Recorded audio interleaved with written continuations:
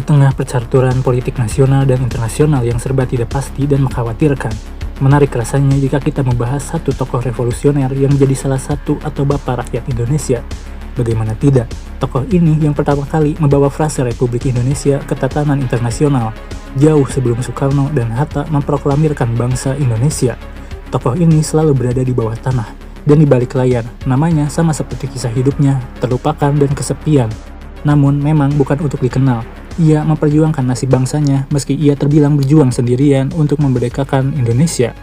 Dari mulai menulis buku, membentuk kesatuan massa, ikut langsung bertempur untuk mengusir penjajah, sampai akhirnya harus diasingkan, dipenjara berkali-kali, sampai menjadi buronan internasional. Dalam masa pelariannya, tokoh ini punya lebih dari 20 nama samaran, ikut dalam pergerakan massa di berbagai negara. Sebutlah Cina, Filipina, Thailand, Vietnam, bahkan Singapura. Dalam masa pelariannya juga, tokoh ini bolak-balik ikut dan berpidato dalam forum internasional untuk meminta dukungan kemerdekaan bangsa. Atas kecerdasan dan kelihayannya berbahasa, namanya sampai dikenal di petinggi komunis internasional dan berakhir menjadi daftar hitam Interpol dari negara-negara kolonial seperti Amerika, Inggris, Prancis, dan Belanda. Nama yang menjadi buronan para polisi internasional, namun sekaligus menjadi idola bagi para pejuang awal kemerdekaan Indonesia adalah Tan Malaka. Sebab dalam menjalankan perjuangannya, Tan Malaka tidak mendengar kata kompromi. Baginya, memperjuangkan kemerdekaan harus total 100%. Dan begitu juga dalam mempertahankan kemerdekaan. Haram baginya untuk berdialog dengan maling yang ratusan tahun menjarah kekayaan bangsa Indonesia. Namun, atas keyakinannya ini, Tan Malaka yang seluruh hidupnya dihabiskan untuk memperjuangkan bangsa Indonesia harus mati oleh timah panas dari tangan bangsanya sendiri. Maka untuk mengetahui bagaimana kehidupan Tan Malaka yang berjuang mati-matian sampai harus dibuang dan menjadi buronan internasional, namun setelah bangsanya yang diperjuangkan merdeka dan dalam pergolakan revolusi bangsa, Tan Malaka dikorbankan dalam eksekusi yang dilakukan tentara. Untuk tahu itu semua, kita harus lebih dahulu mendalami pikiran dan kisah hidup Tan Malaka sedari ia baru dilahirkan.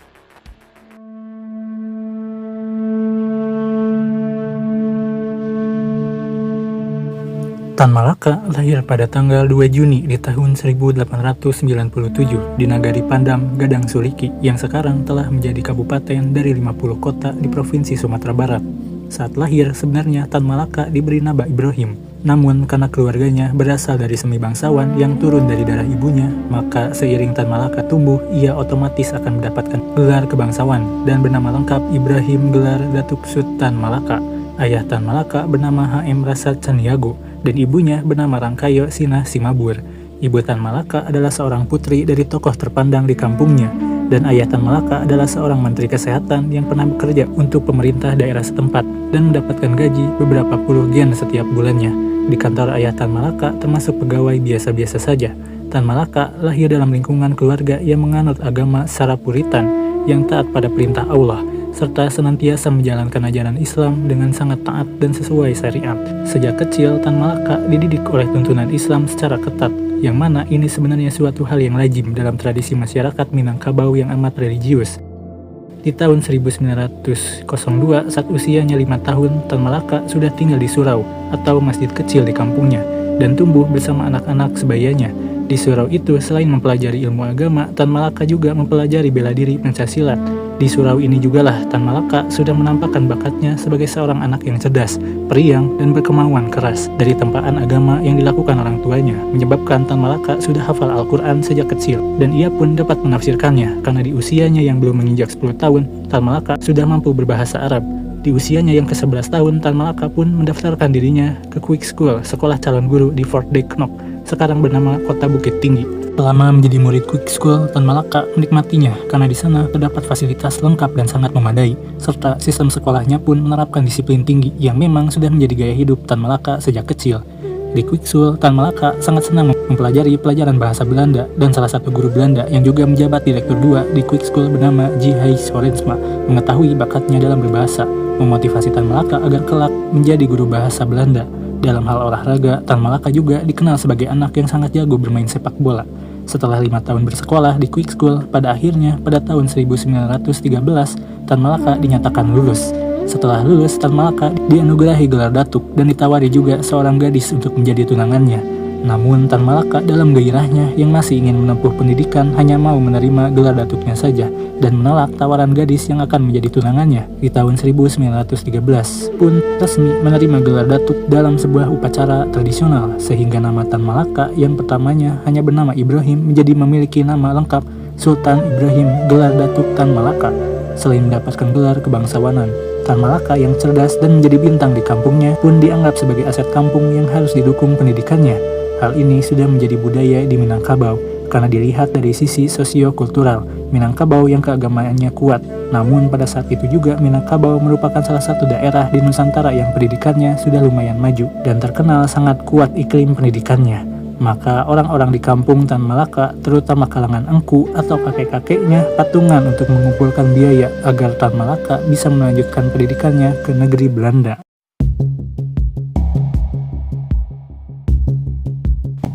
Setelah biaya itu terkumpul, Tan Malaka pun dibantu oleh gurunya Horensma untuk mendaftar ke sekolah Belanda, dan akhirnya Tan Malaka pun diterima di Rijswijk School, sekolah kejuruan guru kerajaan di kota Haarlem, Belanda. Horensma pun ikut mengusahakan tempat yang efektif dan strategis untuk belajar bagi Tan Malaka.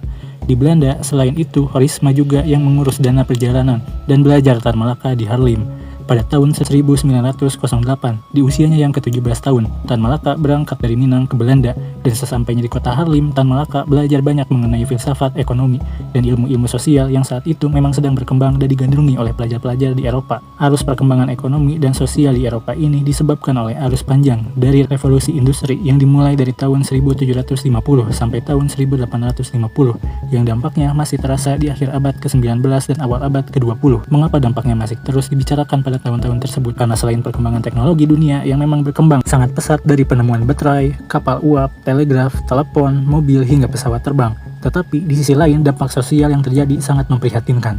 Mulai dari harga-harga barang yang jatuh drastis, banyak usaha kecil menengah yang bangkrut, serta upah buruh yang menjadi sangat murah. Dan dampak dari itu semua terjadilah kesenjangan sosial antara pengusaha dan buruh. Fenomena ekonomi dan sosial yang berkembang begitu cepat di Eropa, itulah yang membakar semangat Tan Malaka untuk semakin giat belajar.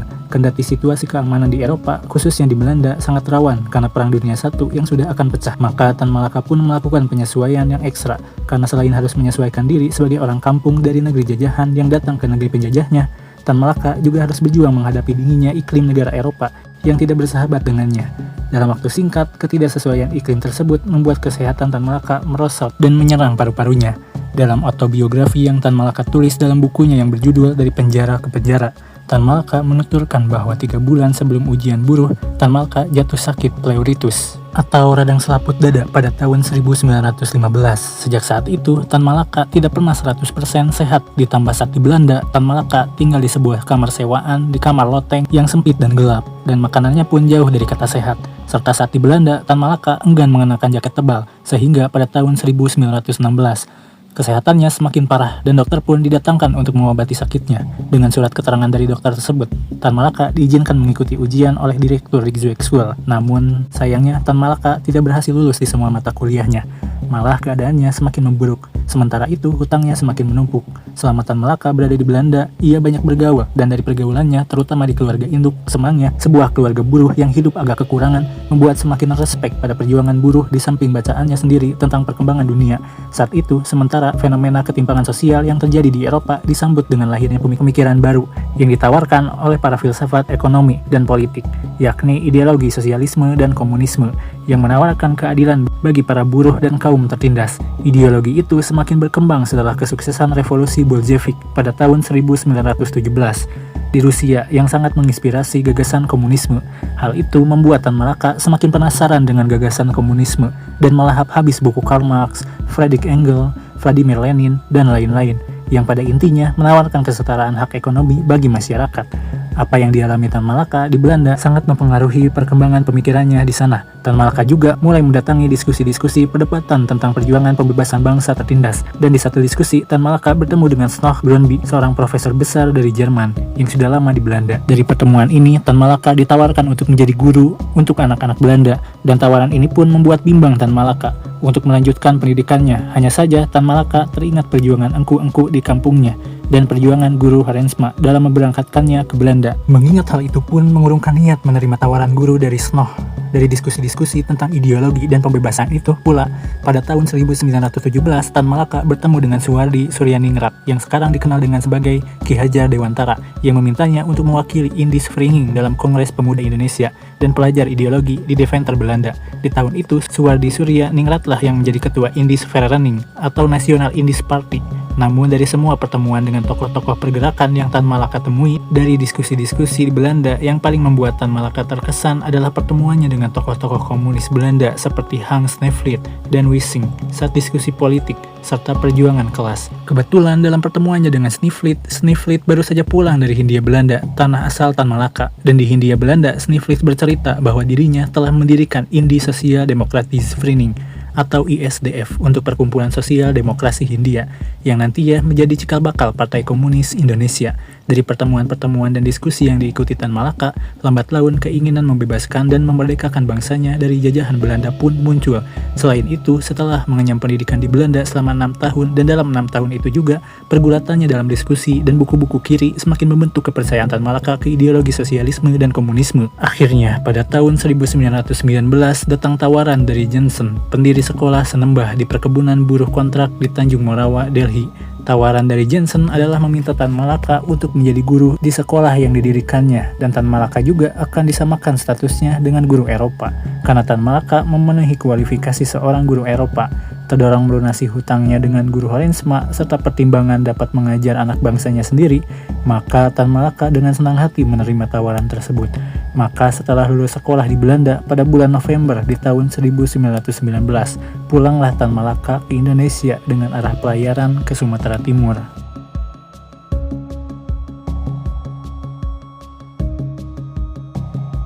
Pada bulan Desember di tahun 1919, Tan Malaka sudah kembali ke tanah asalnya dengan memegang ijazah Halpes atau ijazah diploma guru. Dalam hal ijazah, Tan Malaka gagal mendapatkan ijazah Halfdak yang adalah ijazah diploma guru kepala. Semua itu karena kondisi kesehatannya di Belanda.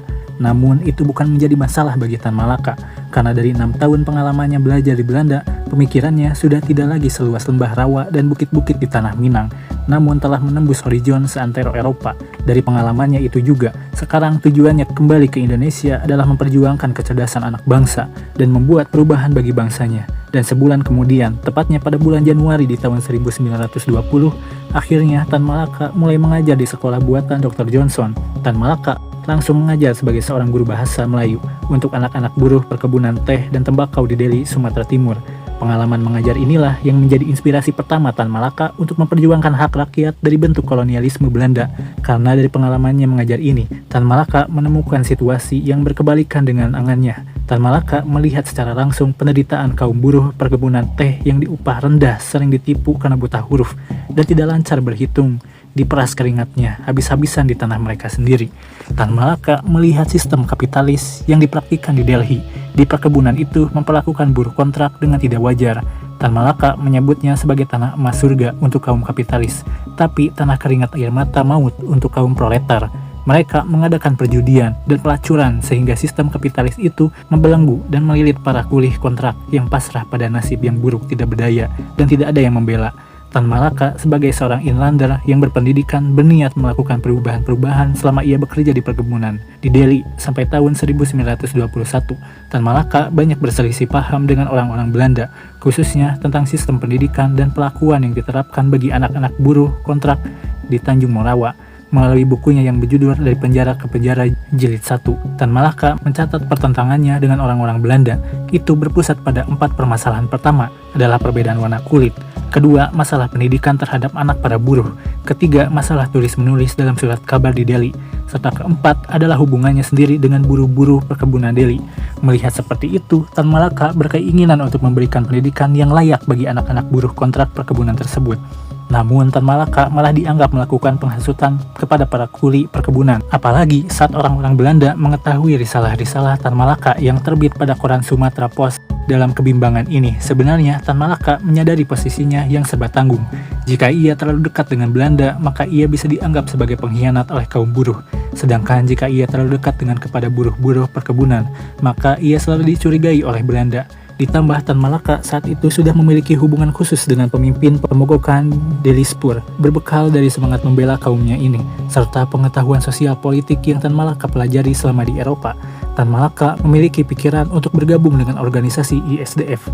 ISDF sendiri sebetulnya adalah organisasi bentukan para anggota partai buruh yang bermukim di wilayah Hindia Belanda. Pergerakan organisasi ISDF ini berbasis ideologi Marxisme yang pada intinya memperjuangkan hak kepemilikan tanah dan alat produksi kepada rakyat agar tidak dimonopoli oleh kaum pemilik modal dan kolonial asing Belanda, sampai-sampai merekrut para tentara dan pelaut Belanda untuk angkat senjata melawan para komandan mereka sendiri. Ujung-ujungnya, pihak Belanda memenjarakan para pengkhianat tersebut sampai para pentolan ISDF yang adalah orang Belanda dalam hal ini termasuk Sneevliet dipaksa pulang ke negeri Belanda. Namun gerakan ISDF yang terang-terangan membela kaum tertindas ini tidak betul-betul mati sepenuhnya.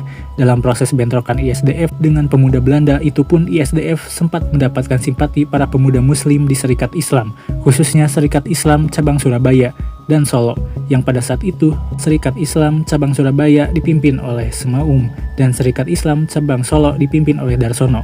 Lambat laun gerakan ISDF ini semakin beralih dari organisasi orang Belanda pembela hak pribumi menjadi didominasi oleh kaum pribumi muslim, sampai pada akhirnya di tahun 1920 ISDF resmi berganti nama menjadi Perkumpulan Komunis di Hindia. Akhirnya pada bulan Februari di tahun 1921, Tan Malaka memutuskan untuk meninggalkan Delhi untuk memulai perjuangan ke tanah Jawa. Setibanya di Jawa, Tan Malaka mampir ke rumah guru Horensma di Jakarta yang sudah naik pangkat menjadi Inspektur Sekolah Rendah Indonesia.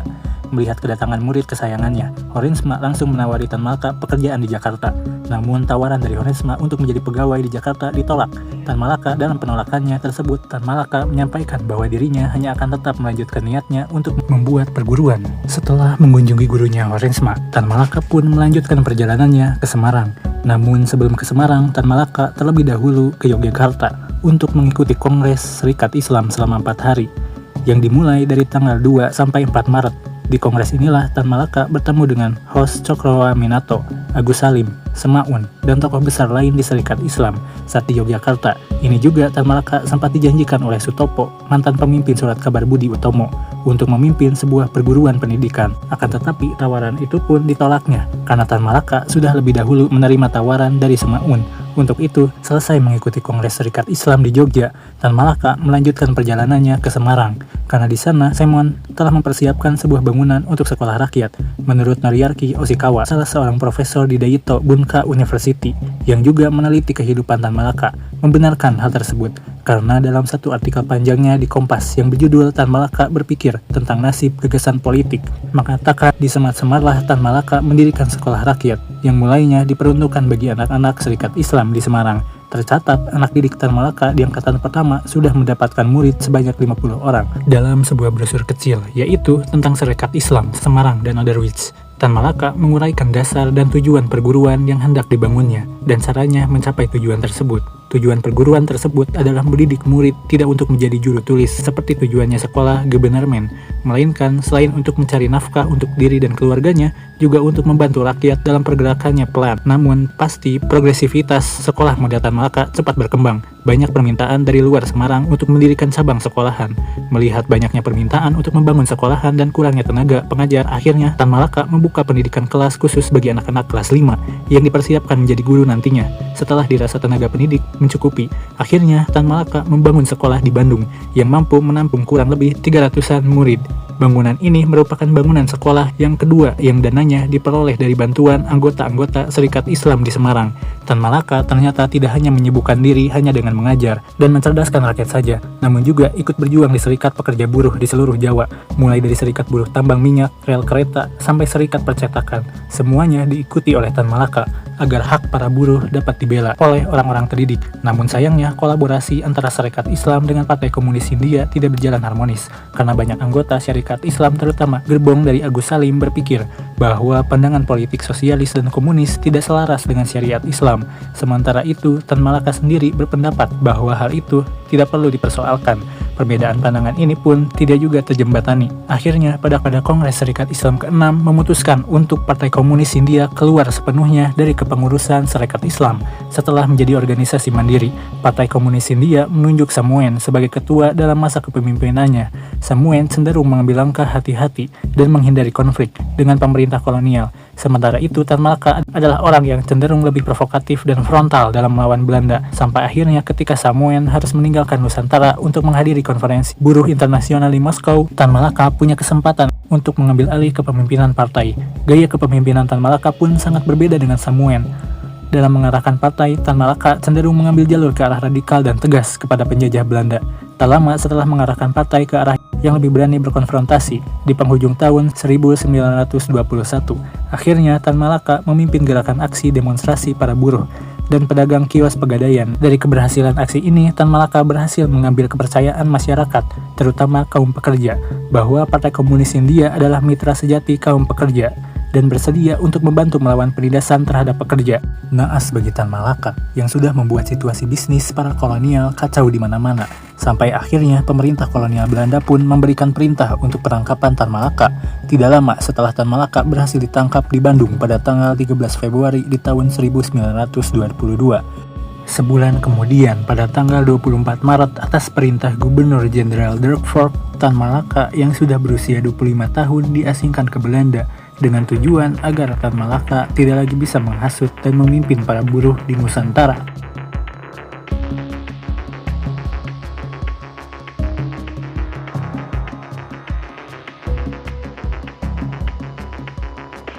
Dalam masa pengasingan inilah petualangan yang sebenarnya dari Tan Malaka dimulai, karena 20 tahun masa pengasingan Tan Malaka di luar Nusantara dihabiskan Tan Malaka layaknya agen intelijen yang terus-terusan berganti samaran dari satu negara ke negara lain. Karena selama masa pengasingan, nama Tan Malaka semakin dikenal di seluruh pergerakan di seluruh dunia, dan atas keradikalannya, Tan Malaka jadi buronan negara-negara besar dan sampai menjadi incaran nomor 1 oleh polisi internasional. Karena sesampainya di Belanda pada bulan Maret di tahun 1922, Tan Malaka langsung masuk dan disambut baik oleh Communistische Partij Nederland atau Partai Komunis Belanda atas kecerdasan dan penguasaannya mengenai teori Marxisme. Komunisme di tahun itu juga, saat ada pemilihan umum di Belanda, Partai Komunis Belanda langsung memasukkan Tan Malaka menjadi kandidat ketiga untuk duduk di parlemen Belanda. Namun karena umur Tan Malaka masih setengah matang alias masih berumur 25 tahun, Tan Malaka gagal menjadi anggota parlemen Belanda. Gagal menjadi anggota parlemen, Tan Malaka mendapatkan informasi bahwa pasca Perang Dunia Pertama, orang-orang di Jerman sedang keranjingan ide komunisme. Apalagi saat Perang Dunia Pertama, rakyat Jerman berhasil menggulingkan kekuasaan Kaisar Wilhelm II. Melihat ada kesempatan untuk mengembangkan ilmu serta merealisasikan idenya atas paham yang Tan Malaka yakini, akhirnya di pertengahan tahun bulan Juli di tahun 1922, Tan Malaka memutuskan untuk pergi ke Berlin, Jerman. Sesampainya di Berlin, Tan Malaka bertemu dengan Darsono yang pada saat itu sudah menjadi perwakilan Komintern atau Komunis Internasional untuk kota Paris. Dalam pertemuan inilah Darsono mengajak Tan Malaka untuk mau bergabung menjadi anggota Komintern dan pindah ke Moskow, Uni Soviet untuk dapat mengurus negara-negara timur termasuk Hindia Belanda. Tan Malaka pun menerima ajakan dari Darsono untuk masuk Komintern dan pindah ke Moskow. Sebelum keberangkatan Tan Malaka ke Moskow, Darsono juga tahu ada Muhammad Hatta yang juga sedang berada di Hamburg, Jerman. Tidak lama, Darsono pun mengirimkan surat berisi pesan singkat ke Hatta untuk memberitahukan bahwa Tan Malaka sedang berada di Berlin. Dan jika Bung Hatta ada waktu, datanglah melancong ke Berlin. Mengetahui isi dari pesan singkat Darsono yang mengatakan Tan Malaka sedang ada di Berlin, sehari kemudian Hatta berangkat ke Berlin. Dalam pertemuan inilah Hatta menanyakan kepastian Tan Malaka dalam kepindahannya ke Moskow dan menanyakan arti diktator proletariat yang dicita-citakan Uni Soviet. Tan Malaka hanya menjawab bahwa yang ia yakini hanya kaum buruh yang akan menjadi perintis jalan menegakkan keadilan menuju sosialisme dan komunisme. Tan Malaka, Darsono, dan Bung Hatta pun 5 hari lamanya bertukar gagasan dan pikiran. Setelah 5 hari itu, selesai Bung Hatta kembali ke Hamburg, sedangkan Tan Malaka kembali berpetualang dan berangkat ke Moskow. Sesampainya di Moskow, Tan Malaka langsung mengikuti pendidikan Partai Komunis. Setelah 3 bulan dalam pendidikan Partai Komunis, pada Kongres Internasional Komintern keempat yang diselenggarakan pada tanggal 12 November di tahun 1922, Tan Malaka membuat geger para pemimpin-pemimpin komunis dunia, termasuk Vladimir Lenin dan Leon Trotsky. Karena dalam pidatonya, Tan Malaka menyampaikan pendapat bahwa Komintern sebenarnya bisa semakin kuat jika dapat bekerja sama dengan negara-negara Islam yang sama-sama memiliki tujuan untuk membela kaum tertindas. Singkatnya, pidato Tuan Tan Malaka berkata bersandingan dengan bulan sabit bintang Soviet akan menjadi panji perang akbar untuk kira-kira 250 juta muslim yang ada di Sahara Arabia, Hindustan, dan Hindia kami.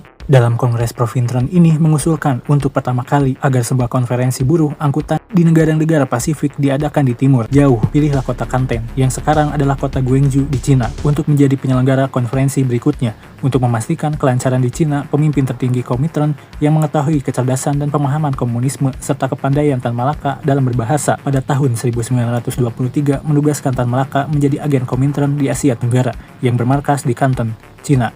Dan disinilah Tan Malaka sebagai wakil Komintern untuk Asia Tenggara bertemu dengan salah satu revolusioner besar Asia, Sun Yat-sen, yang dari buku-buku dan teori-teorinya Bung Karno dapat merumuskan Pancasila. Di Kanten, Tan Malaka menyusun sebuah risalah masa depan bagi Hindia Belanda yang dia bukukan dengan judul Nalde Republik Indonesia atau Menuju Republik Indonesia. Buku yang disusun pada tahun 1924 ini menjadi tulisan pertama yang menuliskan frase Republik Indonesia yang mengacu pada perjuangan kemerdekaan Hindia Belanda dari kolonialisme. Buku ini pun tak lupa Tan Malaka kirimkan khusus ke Bung Hatta di Belanda.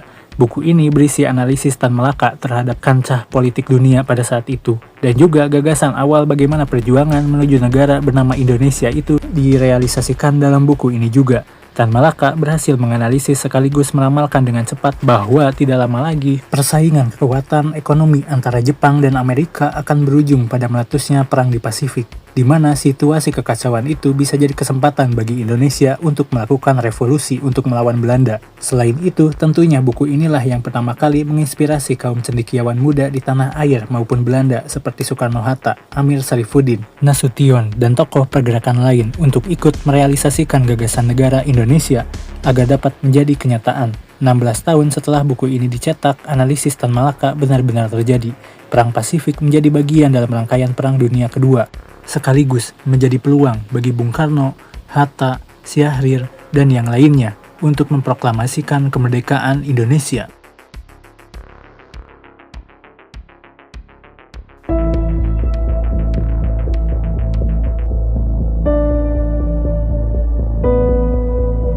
Pada sekitaran tahun 1925 sampai 1926, meski Tan Malaka tidak berada di Hindia Belanda, namun berpindah-pindah antara Cina, Manila, dan Singapura.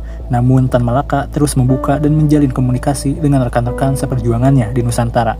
Salah satunya ketika pada tahun 1925 saat Tan Malaka mendengar akan adanya pemberontakan yang tengah disiapkan oleh Partai Komunis Indonesia. Mengetahui kondisi sosial dan perjuangan di Nusantara masih belum sebesar di Uni Soviet, Tan Malaka tidak sepakat dengan rencana pemberontakan tersebut. Untuk itu, saat Tan Malaka berada di Tokyo, ia menerbitkan risalah yang diberi judul Semangat Muda untuk memberitahukan strategi yang harus dimiliki terlebih dahulu jika ingin mengadakan pemberontakan besar-besaran. Dan saat pemberontakan semakin tidak bisa dikendalikan, pada tahun 1926 saat Tan Malaka berada di Manila, ia kembali menerbitkan risalahnya yang berjudul Masa Aksi. Dua risalah ini ditujukan kepada perjuangan Indonesia yang harus terarah dan terorganisir dengan baik. Selain itu, risalah ini juga ditunjukkan kepada Alimin dan Musso selaku pimpinan PKI yang akan memberontak kepada Belanda pada November 1926 dan Januari 1927.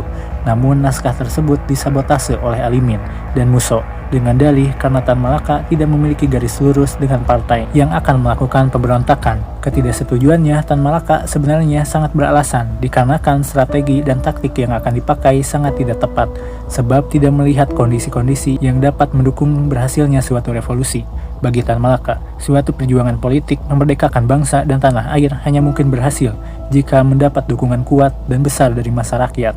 Dengan demikian, diperlukan kesatuan serta kerjasama yang kuat dari semua kekuatan yang ada dan relevan dalam masyarakatnya. Arti yang lebih luas dari pokok pikiran massa aktif, bahwa dalam sebuah gerakan revolusioner harus terkoordinasi secara rapi. Koordinasi tak akan terbentuk tanpa adanya persatuan antar kekuatan dan antar elemen, sedangkan persatuan tidak akan tercapai jika masing-masing organisasi dan partai kekuatan mendahulukan kepentingan golongan yang bersifat sepihak, sehingga dengan koordinasi tersebut, pola yang ditonjolkan adalah gerakan serentak untuk melumpuhkan koordinasi, mempunyai peran sebagai kontrol, sekaligus tali busur sebagai tenaga pendorong panah revolusioner. Untuk mencapai keadaan tersebut, hal pertama adalah dengan mengkondisikan massa, artinya membebaskan massa dari pikiran-pikiran primordial serta apatis lewat jalan pendidikan, menariknya ke dalam organisasi-organisasi patriotik.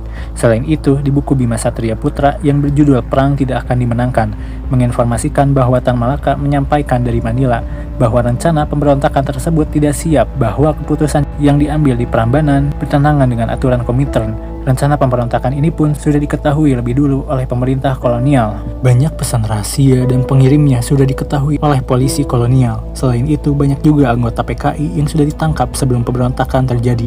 Mata-mata pemerintah Hindia Belanda di Singapura mengetahui bahwa Limin dan Musso telah memesan senjata ke Filipina. Semuanya berjumlah 2.000 pistol dengan masing-masing 500 ditujukan ke Surabaya, 300 ke Aceh, dan sisanya ke Medan. Sementara di Manila ada 2.000 pistol dalam paket untuk dikirim ke Padang. Karena Tan Malaka tidak mendukung pemberontakan dan merasa dikhianati, Tan Malaka menolak menerima peralihan senjata yang dibiarkan menumpuk di Tanjung Pagar Malaya, yang niatnya akan diteruskan ke Hindia. Dan seperti apa yang sudah diperingatkan oleh Tan Malaka, pemberontakan PKI pada penghujung tahun 1926 itu pun tidak maksimal dan berujung gagal. Semua pemimpin PKI diasingkan dan partainya benar-benar dihancurkan oleh pemerintah kolonial Belanda. Namun dalam pemberontakan itu ada beberapa andaian, anggaplah Tan Malaka membantu mengkoordinasikan senjata-senjata tersebut dan sampai di Hindia Belanda.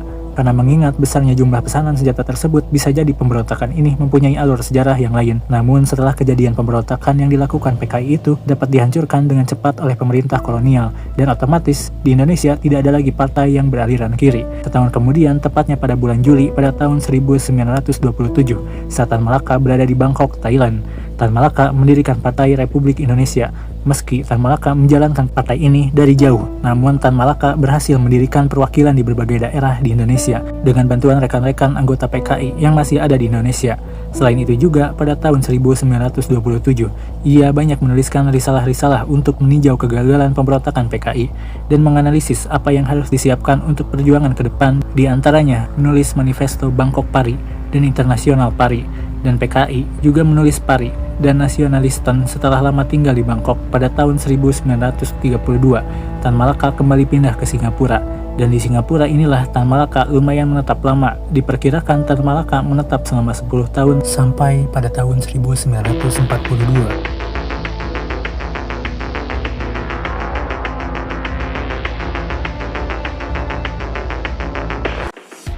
Hampir 20 tahun melanglang buana menjadi buronan dan berganti-ganti penyamaran. Mulai dari benua Eropa sampai Asia, akhirnya Tan Malaka pada tahun 1942 nekat memutuskan untuk diam-diam masuk ke Indonesia. Dalam hal ini, pilihan rasional Tan Malaka adalah karena pada tahun ini juga Jepang tengah melakukan penyerangan ke negara-negara Asia Tenggara, termasuk ke Indonesia. Hal ini terjadi pada tanggal 1 Maret di tahun 1942. Saat itu, tentara Jepang berhasil mendaratkan pasukannya di Pulau Jawa, tepatnya di 3 tempat sekaligus, yaitu Teluk Banten, Eretan Wetan di Jawa Barat, dan Keranggan di Jawa Tengah. Selain itu, pasukan Jepang juga mendarat di kawasan Indramayu dan Tuban. Hal ini tentu di luar dugaan Belanda. Perubahan situasi politik ini kemudian memaksa Gubernur Jenderal Hindia Belanda, Derja van Starkenborgh Stanher, menyerah tanpa syarat pada sebuah pertemuan di Kalijati di tanggal 8 Maret di tahun 1942 terhadap tentara Jepang, pimpinan Letnan Jenderal Hitoshi Imamura. Kesempatan inilah yang dipakai Tan Malaka, dan saat kepulangannya ke Indonesia, Tan Malaka pulang dengan naik perahu kecil secara rahasia dengan menyeberang melalui Selat Malaka dengan tujuan Sumatera. Sesampainya di Sumatera, Tan Malaka singgah sebentar ke Padang dengan mengaku sebagai Ramli Hussein pada bulan Juli di tahun 1942. Tan Malaka akhirnya berangkat ke Jakarta, daerah pusat percaturan dan pergolakan politik di Indonesia. Di Jakarta, Tan Malaka menyamar menjadi pegawai dinas kesejahteraan sosial dan tinggal di daerah Rawajati dengan menyewa sebuah bilik kecil yang terletak di dekat pabrik sepatu. Meski pada tahun-tahun ini Jepang sudah berhasil menguasai Indonesia, namun karena hasil kebiasaannya dan kewaspadaannya kepada polisi rahasia, Tan Malaka terus menyembunyikan jati dirinya. Pada saat di Jakarta inilah Tan Malaka mengkonsentrasikan untuk menyelesaikan magnus opusnya, materialisme, dialektika, dan logika, atau yang kita kenal dengan Madilog, yang diselesaikan Tan Malaka hanya dalam waktu 720 jam. Titik tolak Madilog adalah mental bangsa Indonesia pada umumnya yang terbiasa dengan sistem perbudakan Indonesia yang lebih dari 3,5 abad di bawah kolonialisme secara berangsur-angsur, memiliki mental budak di samping pikiran-pikiran yang mistik dan tidak rasional. Akibat pekatnya pikiran mistik yang banyak meliputi pikiran rakyat Indonesia, inilah faktor yang dengan mudah dapat dieksploitasi oleh orang-orang yang berpikir aktif dan rasional. Maka revolusi secara total bagi Tan Malaka dapat diartikan sebagai kondisi yang telah merdeka secara total, baik itu politik, pendidikan, ekonomi, sosial, dan budaya maupun mentalnya. Sedangkan mental yang perlu dimiliki bangsa Indonesia adalah mental yang mengandung nilai-nilai yang dapat mendorong orang untuk menjadikan otaknya bekerja aktif dan dinamis, sehingga ia menjadi manusia yang rasional yang percaya pada dirinya sendiri. Dalam dialog yang paling esensial adalah keperluan untuk memiliki dan mengembangkan cara serta pola berpikir baru yang aktif dan rasional, sehingga yang dimaksud sebagai materialisme tidak lain adalah cara berpikir realistis dan pragmatis, serta fleksibel dalam usaha pemecahan suatu masalah. Selain itu, dalam buku Madilog berisikan banyak bahan yang aktual pada masanya, karena banyak analisis Tan Malaka dalam buku ini merupakan hasil penglihatan sekian tahun lamanya Tan Malaka saat berkeliling dunia. Pada awal-awal Tan Malaka di Jakarta, Tan Malaka merasakan ada banyak perubahan di dalam negaranya. Karena itu, saat pertama di Jakarta, ia merasa perlu kembali mempelajari keadaan yang tengah berubah drastis di saat itu. Bahkan dalam bukunya Dari Penjara ke Penjara, Tan Malaka menulis, bayi yang baru saja saya tinggalkan selama 20 tahun kini sudah menjadi orang dewasa, dan teman pergerakan sudah menjadi orang tua. Kota Jakarta sendiri sudah bertukar rupa. Selain itu, Tan Malaka menyampaikan bahwa kehidupan masyarakat seperti di Rawati ini dia gunakan kembali untuk mengenal kembali Indonesia yang telah lama ditinggalkan. Di Rawati inilah Tan Malaka bekerja bagaikan seorang peneliti dan pakar etnografi yang dengan teliti mempelajari setiap gerakan kehidupan masyarakat yang ada di sekitarnya. Di Rawajati ini kebutuhan hidup cukup murah, sehingga Tan Malaka bisa membelanjakan uangnya dengan lebih efisien. Setiap bulan, Tan Malaka hanya menghabiskan uang sebesar Rp6 untuk sewa rumah, serta untuk memenuhi kebutuhan makan dan minum. Rp6 itu dengan perincian Rp2 untuk sewa rumah, kemudian untuk makan dan minum hanya 13 sen. Selama keluar rumah dan bepergian, Tan Malaka tidak pernah mengendarai beca atau tram. Apa yang diceritakan oleh Tan Malaka di awal-awal penjajahan memang nampak baik-baik saja. Artinya, meski di bawah penjajahan Jepang, harga barang-barang kebutuhan pokok cukup murah, terutama beras, sebagaimana yang diutarakan oleh Tan Malaka dalam bukunya. Namun, kondisi murah pangan itu hanya sementara. Pada tahap selanjutnya, rakyat Indonesia banyak yang menderita kelaparan. Penjajahan Jepang meski hanya 3,5 tahun bisa dibilang lebih sadis dari Belanda. Selama kurang lebih setahun, Tan Malaka di sana sambil mengamati perkembangan politik di bawah kekuasaan Jepang. Pada suatu ketika, di tahun 1943, saat Tan Malaka sedang asik membaca buku di perpustakaan Rumah Arca Gambir, Jakarta, ada seorang pegawai bernama Dr. Purbo Coroko. Perpustakaan meminta tolong untuk menerjemahkan naskah bahasa asing yang sulit dimengerti. Dr. Purbo Coroko pun heran karena Tan Malaka bisa menerjemahkan dengan lancar. Ia lantas menawari Tan Malaka pekerjaan sebagai pegawai di pertambangan batu bara yang dikelola oleh perusahaan Bayah Kojan Samitomo Kubishiki Kaisa di Bayah, kawasan pantai selatan Jawa Barat. Terdorong keuangan yang semakin menipis, Tan Malaka akhirnya menyanggupi tawaran tersebut. Begitu tiba di Bayah pada bulan Juni di tahun 1943, Tan Malaka harus mengisi formulir terlebih dahulu. Untuk menghindari kecurigaan Jepang, namanya diubah menjadi Ilyas Hussein, seorang berpendidikan Mulo yang pernah bekerja sebagai klek atau juru tulis di Singapura. Besoknya, Tan Malaka bersama 29 orang lainnya yang juga diterima bekerja berangkat ke Bayah dari stasiun Tanah Abang. Setelah sampai di Malingping, Tan Malaka dan pekerja lainnya melanjutkan perjalanannya menggunakan truk untuk sampai ke Bayah. Bagi Tan Malaka, Bayah lebih mengenaskan daripada Tanjung Morawa. Banyak pekerja, yang mayoritas adalah Romusa, menderita penyakit yang tidak pernah diurus oleh pihak perusahaan. Sedangkan yang menderita penyakit dan mendekati ajal banyak berceceran di jalan. Bahkan lebih dari 10 mayat terpaksa dimasukkan ke dalam satu liang kubur karena kurangnya pengalihan kubur dan sikap masa bodoh penduduk Bayah. Situasi di Bayah adalah lebih dari sekedar tempat penyiksaan bagi rakyat Indonesia. Bayah semakin padat oleh Romusa, sebab pemerintah Jepang menuntut dari setiap daerah di Jawa agar disediakan sejumlah Romusa tertentu. Karena ketelitian, ketertiban kerjanya, dan kerapian catatan kearsipannya setelah 6 bulan lamanya bekerja, Tan Malaka dipindahkan ke bagian kantor. Di sini, Tan Malaka mengurusi segala sesuatu yang berhubungan dengan Romusa. Naiknya Tan Malaka menempati bagian kantor merupakan pekerjaan baru baginya. Meskipun demikian, pekerjaan inilah yang ia sukai. Karena selain mengurusi segala keperluan Romusa, Tan Malaka juga mendapat tugas mencari sebab dan celah-celah agar bisa memelihara kesejahteraan kaum buruh tambang dan memberi dukungan yang tepat pada keluarganya. Hal ini dilakukan Tan Malaka lantaran melihat banyak yang Romusa yang melarikan diri dari pertambangan batu, banyak yang mati, sehingga mengharuskan pergantian yang cepat. Selain itu, kantor Tan Malaka mengurusi pengaturan dan pemeriksaan kesehatan kaum buruh yang lemah dikembalikan ke desa asalnya, memberikan penghasilan yang tepat bagi kaum buruh yang mempunyai pendidikan dan mendapatkan pekerjaan yang sesuai dengan keahliannya. Sikap empati Tan Malaka terhadap para Romusa membuatnya dihormati. Perhatiannya kini semakin meluas terhadap masyarakat Bayah. Saat Tan Malaka ditunjuk menjadi wakil sementara Ketua Badan Pembantu Prajurit, Tan Malaka memanfaatkan ini dengan menjalin hubungan dengan para pengurusnya di seluruh cabang Baya. Tan Malaka juga berhubungan dengan Tentara Pembela Tanah Air atau PETA dan membentuk gerakan gotong royong dengan rakyat dan pemuda di sekitar Baya, termasuk membantu keluarga-keluarga dari prajurit PETA hingga Heiho. Selain itu, Tan Malaka juga mengadakan dapur umum kebun sayur orkestra, sampai mendirikan klub sepak bola dan sandiwara yang bernama Partai Selatan. Semua hal yang dilakukan Tan Malaka ini adalah upaya memperbaiki keadaan para Romusa dan masyarakat tani di Baya. Memasuki tahun 1944, para pekerja Romusa sibuk membangun jalur kereta api sepanjang 89 km dari situ di Pandeglang menuju tambang batubara di wilayah Banten Selatan. Tidak lama tersiar kabar bahwa Baya akan kedatangan dua bung besar, ini Bung Karno dan Bung Hatta.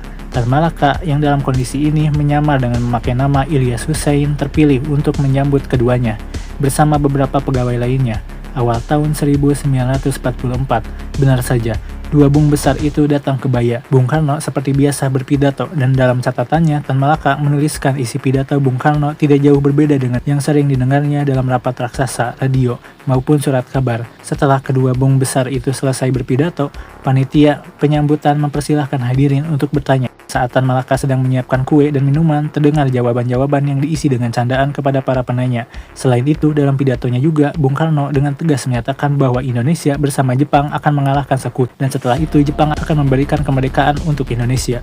Mendengar hal itu, dengan tergesa-gesa Tan Malaka meletakkan hidangan dan mengajukan pertanyaan. Kalau saya tidak salah, bahwa kemenangan terakhir Jepang akan menjamin kemerdekaan Indonesia. Apakah tiada lebih tepat bahwa kemerdekaan Indonesia lah kelak yang lebih menjamin kemenangan terakhir? Bung Karno menanggapinya dengan mengatakan bahwa jika Jepang memberikan kemerdekaan sekarang juga, maka dirinya tidak akan bersedia menerima kemerdekaan itu. Tan Malaka hendak melanjutkan perdebatan, namun tidak diberikan izin untuk berbicara oleh panitia.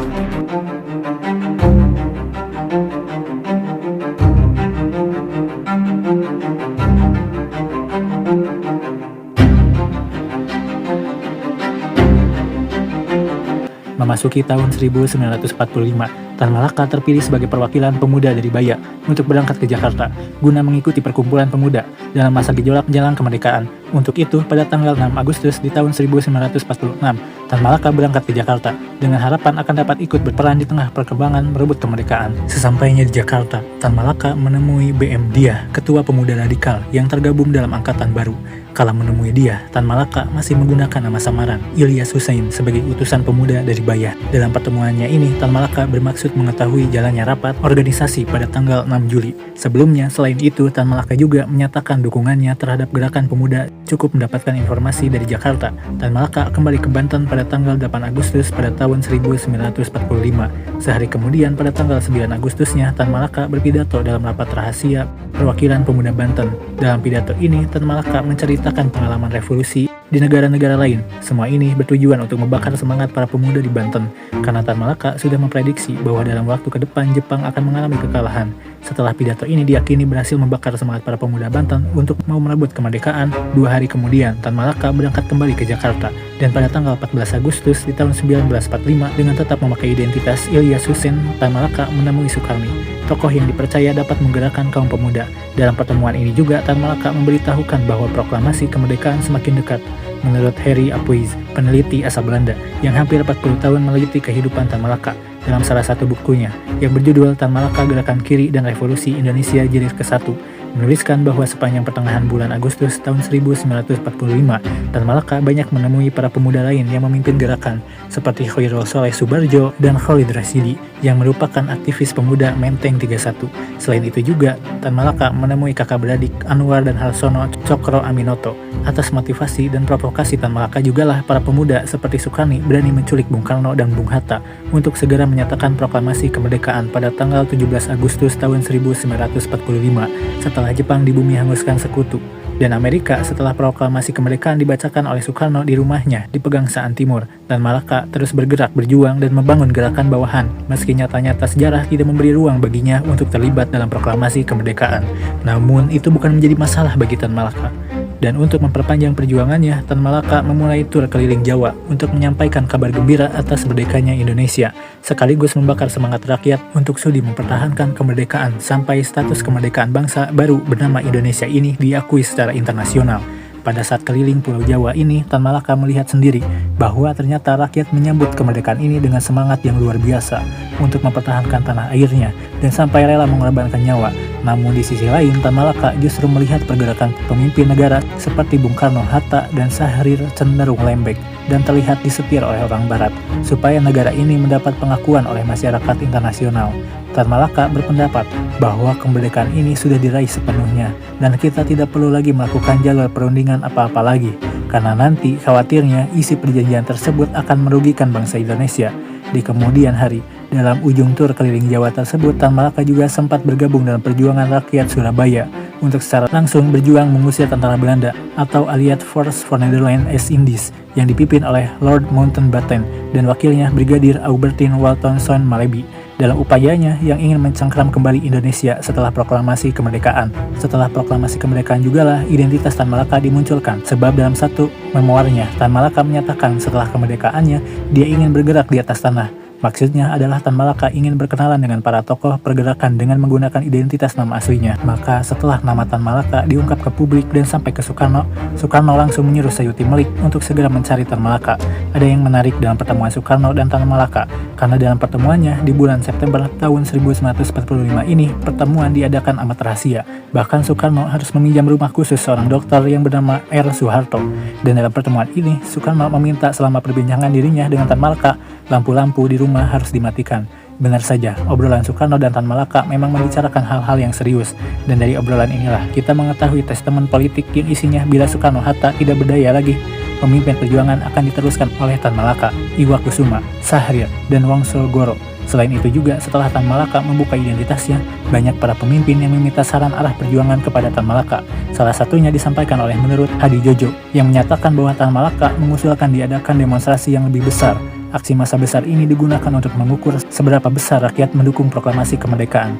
Ide Tan Malaka inilah yang kemudian melahirkan rapat akbar di lapangan Ikada, rapat raksasa yang dihadiri oleh ribuan rakyat Indonesia. Tan Malaka benar-benar menjadi sorotan setelah itu.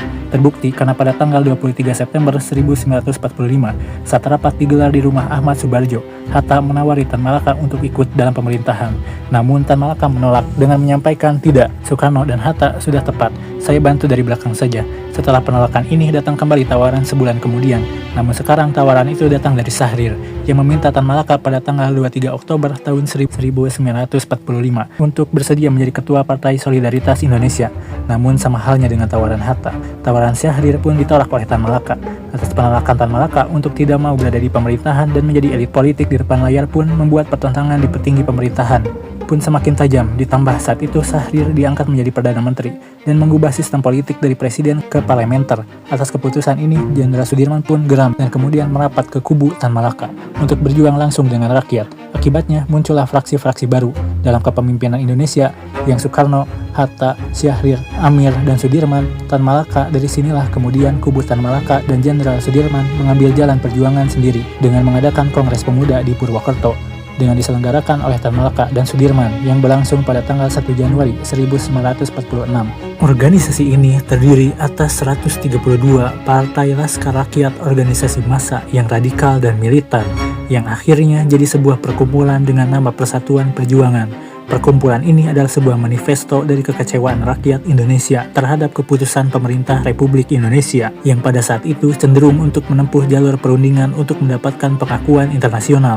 Ironisnya, pendirian kelompok yang bertujuan untuk mempertahankan kemerdekaan inilah yang nantinya membuat Tan Malaka terbunuh oleh bangsa sendiri, yang ia perjuangkan mati-matian, sebab meski memiliki banyak dukungan dari rakyat, kepentingan para elit politik di Jakarta untuk meminimalisir konflik dengan pihak barat terus mengintervensi perjuangan lapangan yang dilakukan oleh Tan Malaka.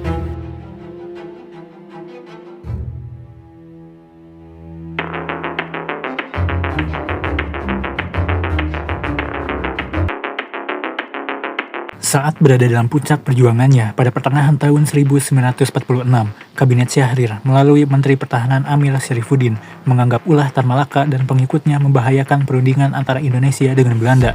Persiapan untuk menangkap Tan Malaka pun dilakukan. Menurut Amir, dirinya sudah mendapatkan surat perintah dari Syahrir dan mendapatkan persetujuan Soekarno. Maka menjelang rapat akbar Persatuan Perjuangan di Madiun pada bulan Maret 1946, semua gerak-gerik Persatuan Perjuangan selalu diawasi. Ditambah di radio ada pengumuman bahwa Tan Malaka telah gagal melakukan kudeta. Selama itu, Tan Malaka menghadapi situasi yang sulit, yang ia sendiri tidak mengerti pokok permasalahan yang sebenarnya. Dan karena kondisi yang tidak pasti, Tan Malaka pun diungsikan secara rahasia oleh pengikutnya. Penangkapan terhadap Tan Malaka dan para pemimpin Persatuan Perjuangan pun dilakukan pada tanggal 17 Maret di tahun 1946. Dalam hal ini, Tan Malaka menjelaskan dalam memoarnya, "Pihak Republik Indonesia tiada menangkap saya dengan surat perintah yang beralasan pelanggaran atas sesuatu undang-undang yang pasti yang sudah disahkan pula dan dilakukan oleh instansi yang sah pula. Saya diajak berunding dengan Presiden oleh anggota Persatuan Indonesia dan tiba-tiba dimasukkan ke dalam tahanan dengan cara tipuan setelah kira-kira 7,5 bulan lamanya. Sesudah dipindahkan dari tempat dan dari penjara ke penjara, maka barulah dimasukkan beberapa pertanyaan kepada saya yang bagi saya tiada diarahkan kepada tuduhan yang nyata. Pihak pemerintah sendiri mengadakan tuduhan dan kesimpulan yang amat memberatkan kepada saya. Pengumuman resmi dari pemerintah Republik membiarkan saja berjalannya tulisan pidato yang membahayakan diri saya selama berada dalam tahanan." Mendengar Tan Malaka ditangkap, Jenderal Sudirman selaku Panglima Besar menyuruh anak buahnya untuk membebaskannya. Namun pembebasan itu pun gagal karena dapat dipatahkan oleh pemerintahan Soekarno setelah kurang lebih selama 2 tahun di penjara tanpa proses. Tepatnya pada tanggal 16 September 1948, Tan Malaka akhirnya dibebaskan dari penjara. Setelah keluar dari penjara, Tan Malaka berusaha mengumpulkan pengikutnya lagi untuk membangun kekuatan kembali, dan bersama pengikut setianya Sukarni pada tanggal 7 November di Yogyakarta, Tan Malaka membentuk Partai Murba, Partai Musyawarah Rakyat. Banyak dalam situasi saat itu hal yang benar-benar ditakutkan Tan Malaka saat pemerintahan Indonesia melakukan perundingan benar-benar terjadi, selain dalam perjanjian Rinvel yang menyatakan bahwa Belanda hanya mengakui Jawa Tengah, Yogyakarta, dan Sumatera sebagai bagian wilayah Republik Indonesia, dan untuk itu diciptakan sebuah garis demarkasi atau batas teritorial yang memisahkan wilayah Indonesia dan daerah pendudukan Belanda, yang otomatis membuat TNI harus ditarik mundur dari daerah-daerah yang masih diyakini adalah jajahan Belanda, seperti di wilayah pendudukan Jawa Barat dan Jawa Timur. Dan setelah perjanjian Renville yang jelas merugikan Indonesia, Soekarno membekukan pemerintah Republik dan menggantinya jadi pemerintahan darurat Republik Indonesia dengan pusatnya di Bukit Tinggi. Dan pada tanggal 19 Desember 1948, Belanda kembali menyerang Indonesia dengan agresi militer keduanya. Bersama dengan itu, akhirnya Panglima Besar Jenderal Sudirman yang sejak awal tidak setuju dengan kebijakan pemerintahan Soekarno dan Syahrir bergabung kembali dengan Tan Malaka, melakukan gerilya melawan agresi Belanda di Yogyakarta. Namun tidak lama, mereka berdua pun akhirnya berpisah karena penyerbuan tentara Belanda. Sudirman masuk ke hutan ke Jawa Tengah untuk melanjutkan gerilya, dan Tan Malaka berangkat ke Kediri, Jawa Timur, dengan dikawal pasukan Jenderal Sudirman. Mereka menaiki kereta api khusus di Kediri. Tan Malaka bergabung dengan pasukan Sabarudin, pemimpin Divisi 6 TNI, di Markas Pertahanan Belimbing, Kediri.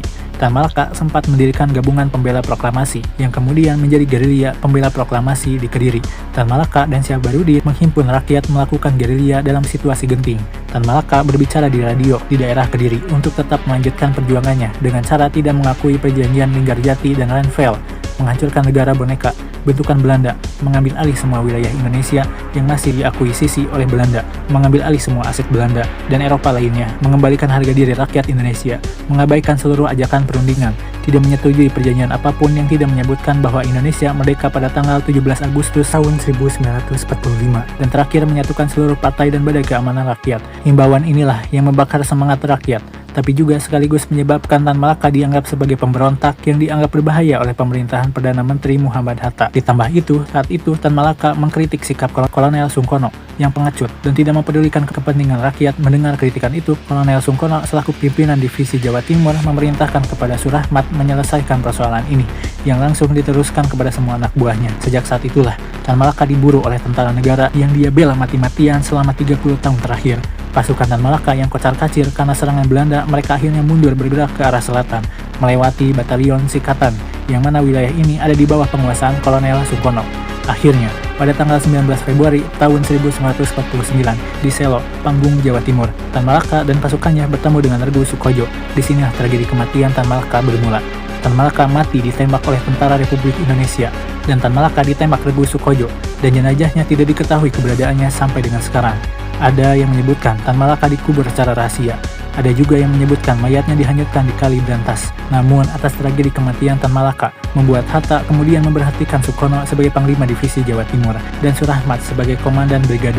14 tahun setelah kematiannya, tepatnya pada tanggal 28 Maret 1963, Presiden Soekarno mengangkat nama Tan Malaka sebagai pahlawan nasional Indonesia.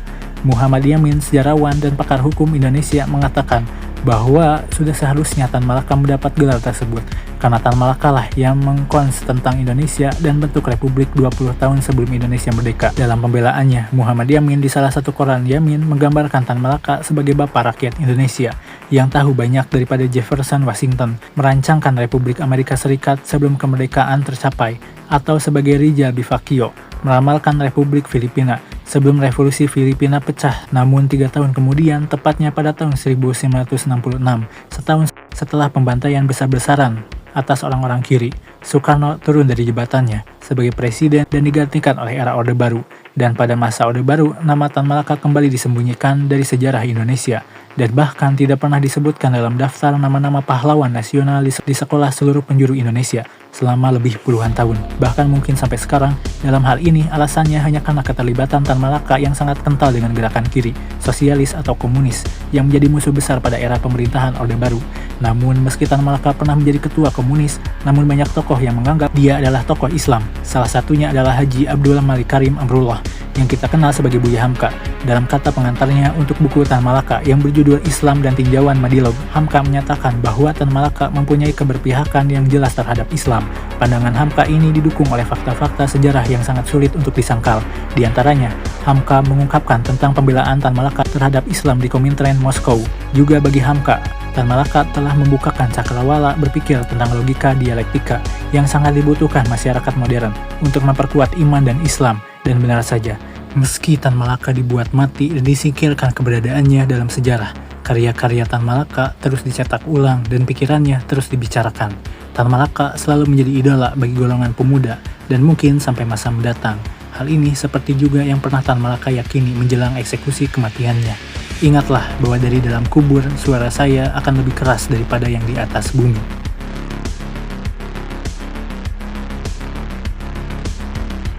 Terima kasih.